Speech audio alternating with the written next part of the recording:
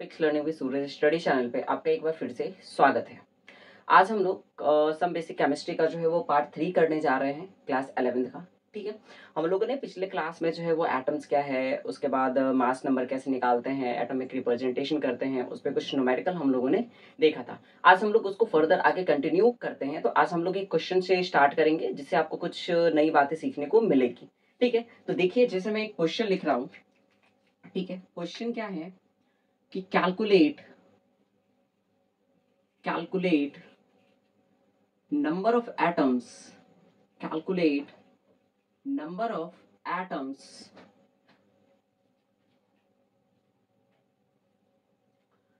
number of atoms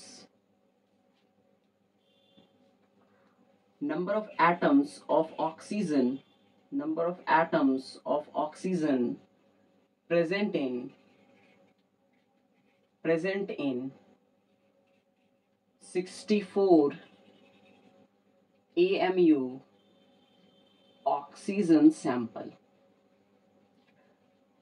ठीक है, मैंने क्वेश्चन क्या लिखा कि calculate number of atoms of oxygen present in 64 AMU oxygen sample. इससे मैं आपको नंबर ऑफ एटम्स कैसे फाइंड आउट करते हैं, अगर हमको AMU में दे रखा हो किसी भी सैंपल का तो उसको कैसे फाइंड आउट करते हैं, इसको हम लोग पहले देखने जा रहे हैं। ठीक है, तो सिंपल से सोचिए, आपको पहले से ये पता है ना, पहले से ये पता है कि जो ऑक्सीजन होता है ना, जो ऑक्सीजन होता है, ऑक्सीजन के एक एटम है ना, ऑक्सीजन के एक एटम का एटॉमिक और मास या फिर आप कह सकते हैं मास नंबर आपको पता है कितना होता है, 16 AMU।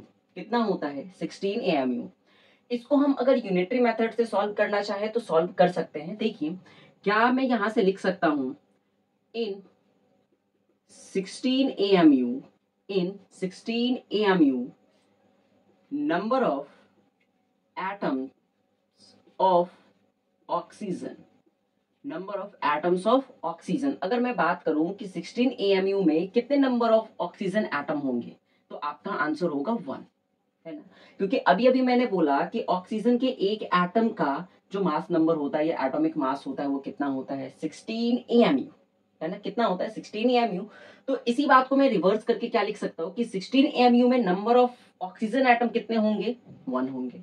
आपने बोला ठीक है होंगे।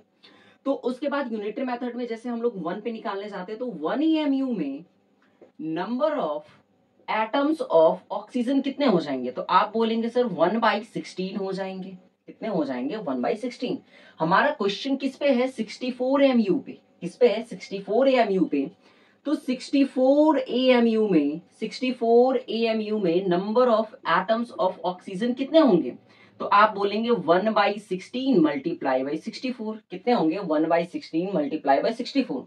आप कट करेंगे तो सर आएगा 4। कितना आएगा, 4। कितना आ जाएगा, 4। तो आप सीधा सीधा बोल सकते हैं कि 64 AMU में कितने नंबर ऑफ एटम्स आएंगे ऑक्सीजन के, तो आंसर होगा 4।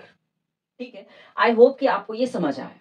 इसके लिए हम लोग एक फॉर्मूला भी यूज कर सकते हैं। तो वो फॉर्मूला क्या है, देखिए फॉर्मूला में हम लोग क्या लिख सकते हैं, फॉर्मूला में क्या लिख सकते हैं कि number of atoms is equal to, निकालने के लिए क्या फॉर्मूला यूज कर सकते हैं, तो इसके लिए हम लोग फॉर्मूला यूज कर सकते हैं सिंपल सा, sample mass by atomic mass. क्या यूज कर सकते हैं फॉर्मूला में कि सैंपल मास बाय एटॉमिक मास। ठीक है, आई होप कि आपको ये समझ आया होगा कि नंबर ऑफ एटम्स निकालने के लिए फॉर्मूला क्या यूज कर सकते हैं, sample mass by atomic mass. क्या यूज कर सकते हैं, सैंपल मास बाय एटॉमिक मास। अब देखिए क्या ये फॉर्मूला पे ये क्वेश्चन सॉल्व होगा, मैं बोलूंगा बिल्कुल सॉल्व होगा। ठीक है, देखिए होगा कैसे, तो आप सीधा सीधा बोल सकते हैं कि सर सैंपल मास गिवन है 64। सैंपल मास कितना गिवन है, 64। और एटॉमिक मास आपको पता है कितना होता है, 16 AMU। सैंपल मास कितना गिवन है, 64 AMU एंड सैंपल मास कितना होता है, तो 16 AMU। मैंने बोला बिल्कुल ठीक है। तो चलिए अब फॉर्मूला के बेसिस पे हम लोग निकाल के देखते हैं नंबर ऑफ एटम्स निकलता है कि नहीं निकलता है। तो हम लोग लिख सकते हैं number of atoms is equal to, हमारा फॉर्मूला क्या है, तो हमारा फॉर्मूला क्या है, sample mass by atomic mass. Sample mass by atomic mass. मैंने बोला बिल्कुल ठीक, मैंने अभी यही बताया। आपने बोला हाँ सर आपने ये बताया, तो आगे करके बना के दिखाइए कि क्या इस बेसिस पे ये बनता है या नहीं बनता है। तो मैंने बोला बताओ सैंपल मास कितना है, तो आपने बोला सर 64 AMU। कितना है? 64 AMU। मैंने बोला ठीक है। बताओ एटॉमिक मास कितना होता है ऑक्सीजन का, तो आपने बोला कि ऑक्सीजन का एटॉमिक मास 16 AMU होता है। तो मैंने बोला लिख दो फिर नीचे 16 AMU। AMU से AMU क्या हो गया? कैंसिल आउट ही हो गया। तो 16 4 जा कितना हुआ? 4। कितने नंबर ऑफ एटम्स आ गए? 4 ही तो आए। हमारा आंसर ऐसे भी कितना आया था? 4, है ना। तो आप चाहे तो इसको यूनिटरी मेथड से भी सॉल्व कर सकते हैं और चाहे तो ये फॉर्मूला लगा करके भी सॉल्व कर सकते हैं। ये फॉर्मूला बहुत काम का है। आगे जब हम लोग मॉलिक्यूलर मास निकालेंगे, फिर उसमें नंबर ऑफ मॉलिक्यूल्स निकालेंगे, वहां भी हम लोग ये फॉर्मूला यूज कर सकते हैं। बस लिटिल बिट चेंज कर लेंगे इस फॉर्मूला में, ठीक है। तो आपको आई होप कि ये क्वेश्चन समझ आया होगा कि अगर हमको कोई भी सैंपल ऑफ मास दे रखा हो और उसमें हमको नंबर ऑफ एटम्स निकालना हो, तो उसको दो तरीके से निकाल सकते हैं। सिंपल से यूनिटरी मेथड लगा दे तो भी निकाल सकते हैं, एंड हम एक फॉर्मूला की हेल्प से भी नंबर ऑफ एटम्स निकाल सकते हैं। फॉर्मूला क्या होता है? सैंपल मास बाय एटॉमिक मास, ठीक है। आई होप कि आपको ये समझ आया होगा। अब मैं एक नेक्स्ट क्वेश्चन लेता हूँ और नेक्स्ट क्वेश्चन से और थोड़ा सा क्लैरिफाई करता हूँ इस फॉर्मूले को, ठीक है। इस फॉर्मूले को और अच्छे तरीके से और इसका कहाँ का यूज हम लोग कर सकते हैं। जैसे मान लीजिए आपके पास ये क्वेश्चन हो, कैलकुलेट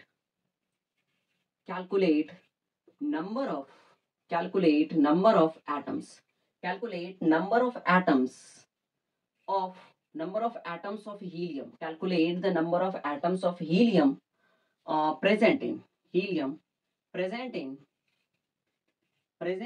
24 gram helium sample, 24 ग्राम हीलियम सैंपल, ठीक है। अब मैंने क्वेश्चन को थोड़ा सा चेंज किया और चेंज करके मैंने क्या बोला कि अब हमको नंबर ऑफ एटम्स अभी भी कैलकुलेट करने। क्या मैंने बोला कि अभी भी हमको number of atoms he calculate करने, लेकिन पहले हमारा जो सैंपल था वो एएमयू में गिवन था, है ना। पहले हमारा जो सैंपल था वो एएमयू में गिवन था फर्स्ट क्वेश्चन में, लेकिन इस क्वेश्चन में किसमें गिवन है? 24 ग्राम। हमारा जो अब सैंपल चले गया वो किसमें चले गया? ग्राम में। मैंने बोला टेंशन लेने की कोई बात नहीं, आपको मैंने जो फॉर्मूला दिया आप उसके थ्रू बना लीजिए। तो फॉर्मूला हमारे पास क्या है? नंबर ऑफ एटम्स, है ना। मैंने बोला number of atoms is equal to होता है सैंपल मास। अब ये एमयू में दे रखा हो तो एमयू लिख लीजिए, ग्राम में दे रखा हो तो ग्राम लिख लीजिए। आप यूनिट अपने अकॉर्डिंग यहाँ पे लिख सकते हैं, ठीक है। बाई में क्या हो जाएगा? Atomic mass. बाई में क्या आ जाएगा? Atomic mass. मैंने बोला बिल्कुल ठीक है, ये फॉर्मूला मैंने बताया था। आपने भी बोला बिल्कुल ठीक है सर, आपने ये फॉर्मूला बताया। मैंने बोला ठीक है चलो अब हम लोग कैलकुलेट करते हैं। तो मैंने बोला बताओ सैंपल मास कितना है, तो आपने बोला 24 ग्राम सर। मैंने बोला सैंपल मास कितना गिवन है हीलियम का, तो आपने बोला 24 ग्राम। कितना बोला? 24 ग्राम। तो हम लोग सैंपल मास कितना लिख लेंगे? 24 ग्राम। क्या लिखेंगे? 24 ग्राम। आपको पता है हीलियम, है ना, जो हीलियम होता है, हीलियम की एक एटम का जो एटॉमिक मास होता है, एक एटम का जो एटॉमिक मास होता है वो कितना होता है? तो आप बोलेंगे सर 4 AMU होता है। कितना होता है? 4 AMU होता है। मैंने बोला बिल्कुल ठीक, आपको ये पता होना चाहिए कि हीलियम के एक एटम का एटॉमिक मास कितना होता है? 4 AMU।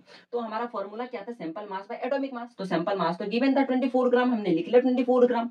अब ये एटॉमिक मास कितना है? तो आपने बोला 4 AMU। कितना है? 4 AMU। तो हमने लिख लिया 4 AMU, कोई दिक्कत वाली बात नहीं है। फिर मैंने बोला कि इसको काट दो, 6 बार में कट गया। मैंने बोला ठीक है सर, काट दिया हमने। अब ये हो गया ग्राम और नीचे बच गया है AMU। नीचे क्या बच गया? 1 AMU। तो मैंने पीछे आपको बताया था, क्या बताया था कि अगर हमारे पास AMU है और हमको किस में जाना है? ग्राम में जाना है। किस में जाना है? ग्राम में जाना है। तो हम क्या लिख सकते हैं? 1/Na। अगर हम 1/Na लिख देते हैं तो हम किस में पहुंच जाते हैं? ग्राम में। किस में पहुंच जाते हैं? ग्राम में। तो क्या सेम चीजें हम यहाँ पे कर सकते हैं? तो मैंने बोला हाँ बिल्कुल कर सकते हैं। तो 6 ग्राम हो गया और हम लोग AMU को क्या लिख सकते हैं? 1 बाई, है ना, क्या लिख सकते हैं? 1/Na ग्राम। 1/Na ग्राम। ग्राम से अब ग्राम क्या हो जाएगा? कट जाएगा। ये Na कहाँ पहुंच जाएगा? ऊपर। कहाँ पहुंच जाएगा? ऊपर। और ऊपर पहुंच के ये कितना हो जाएगा? 6Na। तो हमारा आंसर कितना हो जाएगा? 6Na। अगर आपको और थोड़ा सा मॉडिफाई करके लिखना है तो मैंने 6Na का आपको वैल्यू बताया था। Na का वैल्यू कितना होता है? 6.023 इंटू 10⁻23। बोला बिल्कुल ठीक है, होता है, आपको याद है। तो यहाँ पे हम क्या लिख सकते हैं? 6 इंटू 6.023 इंटू 10⁻23। 3। इतने एटम्स भी लिख सकते हैं, इतने एटम्स भी लिख सकते हैं। आई होप कि आपको ये सेकंड नंबर क्वेश्चन भी समझ आया होगा। मैंने इसमें कुछ भी नहीं किया, मैंने आपको सिंपल सा बोला कि हमारा क्वेश्चन जो है, क्वेश्चन क्या कह रहा है, कैलकुलेट करने क्या हीलियम एटम कितने प्रेजेंट होंगे। तो मैंने बोला किसमें कितने प्रेजेंट होंगे, तो आपने बोला कि सर सैंपल दिया हुआ है हीलियम का, तो मैंने बोला कितना सैंपल दिया हुआ है, तो आपने बोला 24 ग्राम। सर इसमें नंबर ऑफ एटम्स कैलकुलेट करने कैसे करेंगे? दिक्कत वाली कोई बात नहीं, हम लोग आसानी से कैलकुलेट कर लेंगे। हमारे पास फॉर्मूला तो है number of atom. Number of atom is equal to क्या होता है, sample mass by atomic mass. क्या होता है, sample mass by atomic mass. हम लोगों को सैंपल मास गिवन है कितना, 24 ग्राम। सैंपल मास कितना गिवन है, 24 ग्राम। और हम लोगों को पता है हीलियम के एक एटम का एटॉमिक मास कितना होता है, 4 mu। एक एटम का एटॉमिक मास 4 mu। तो हम लोगों ने सैंपल मास लिख लिया 24 ग्राम और एटॉमिक मास लिख लिया हमने 4 mu। आपने काट दिया, बोला सर ये तो हो गया कि ये 6 ग्राम आ गया, नीचे mu बच गया। इसमें हम लोगों को तो यूनिट सही नहीं, नंबर ऑफ एटम्स तो यूनिट में क्वांटिटी नहीं किया जाता है। अच्छा ठीक है, मैंने बोला कि मैंने तुम्हें पीछे सिखाया तो है कि एमयू से जब भी ग्राम में जाना हो, एमयू से जब भी ग्राम में जाना हो तो क्या कर दो, 1/Na से मल्टीप्लाई कर दो, 1/Na से मल्टीप्लाई कर दो। तो मैंने बस वही किया, 1/Na से मल्टीप्लाई कर दिया, तो ये ग्राम में कन्वर्ट हो गया, ग्राम से ग्राम कैंसिल आउट हो गया। अब ये Na कहां पहुंच जाएगा, ऊपर। Na कहां पहुंच जाएगा, ऊपर, तो क्या बन जाएगा 6Na। क्या बन जाएगा 6Na। और Na का वैल्यू मैंने बताया था क्या होता है, ये एवोगाड्रो नंबर होता है। एवोगाड्रो नंबर कितना होता है, 6.023 इंटू 10⁻23। कितना, 6.023 इंटू 10⁻23। तो मैंने यहाँ पे Na की जगह बोला कि आप ये भी रख सकते हैं 6 इंटू 6.023 इंटू 10⁻23। इतने एटम हो जाएंगे। तो आप एटम इतने लिखें या इतने लिखें, बात एक ही है। ठीक है, आई होप कि आपको ये नंबर ऑफ एटम्स कैसे कैलकुलेट करने हैं ये आपको समझ में आया होगा। ठीक है।